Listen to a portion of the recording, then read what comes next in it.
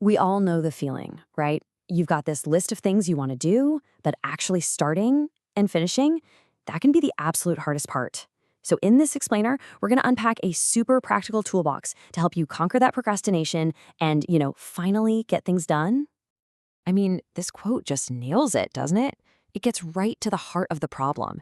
It's that super frustrating gap between having a great plan and, well, not actually doing it.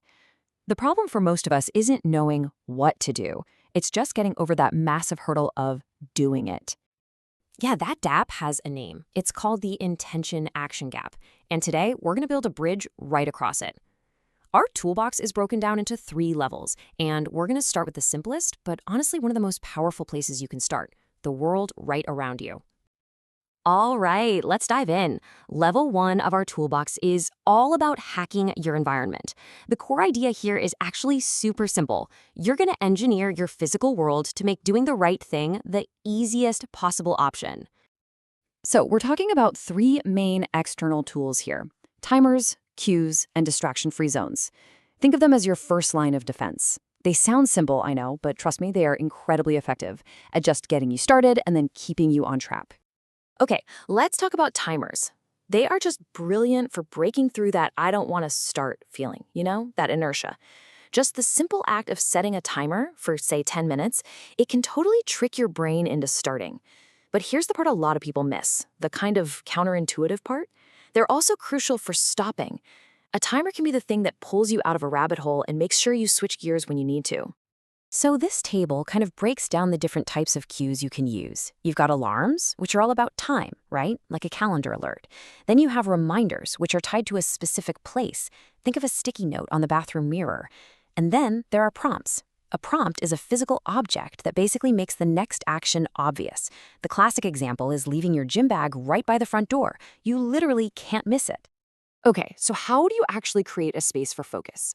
It's really a 3-step process. Step 1, you've got to do an inventory of your distractions. What is it that actually pulls you away? Step 2, you plan your defense against them. And finally, step 3, you set up your environment and your reminders to make that whole plan stick. And this is exactly where that distraction inventory comes in. I love this idea. It's about becoming a detective of your own attention. You have to figure out, what are your personal focus killers? Is it the sound of notifications, the clutter on your desk, or is it just, the constant stream of your own thoughts? You can't fight an enemy you can't see, right? Okay, so you've got your environment optimized. That's a huge step. Now it's time to move on to level 2, which is all about hacking the engine that drives you forward, your own motivation. You know what a huge motivation killer is? It's a task that feels like a giant tangled ball of yarn. A to-do item like do taxes it's overwhelming. The key is to find that one single thread you can pull on. You got to break it down into the smallest possible first step, what they call a task chunk. Something super specific and easy, like just create an account on the tax website. That's it. That's your start. And this brings us to a really crucial point about how our brains work. They are just wired for immediate gratification. The satisfaction of finishing a project a week from now, it just doesn't motivate us nearly as much as a small reward we can get right now. But here's the thing. For rewards to actually work, they need 4 key ingredients. Think of it like a checklist. They have to be clearly stated, they have to be available immediately, they have to be genuinely meaningful to you, not what you think should be meaningful, and they have to be sized appropriately for the task. I mean, you wouldn't give yourself a week-long vacation for answering one email, right? It has to make sense. Okay, here's a brilliant strategy for this. It's called temptation bundling. It's so simple. You just pair something you want to do with something you need to do. The classic example, and it's a great one, is only letting yourself listen to your absolute favorite podcast while you're doing something you hate, like folding laundry or doing the dishes. So we've covered your external world, your environment, and your internal engine, your motivation. That brings us to our 3rd and final level, hacking your mindset. This one is all about managing that internal monologue. The voice in your head that can either build you up or completely tear you down. And I want you to seriously think about this for a second.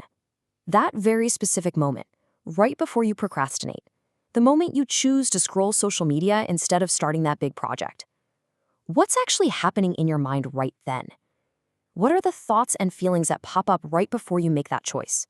Well, that moment actually has a name. It's called a choice point.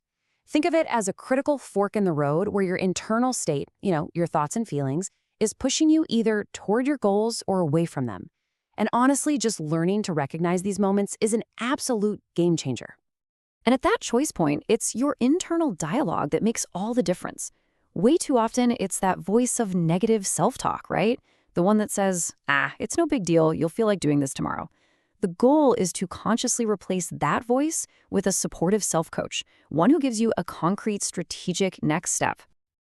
And look, this isn't just some abstract theory. Self-coaching is a skill you can actually build, and it happens in 3 steps.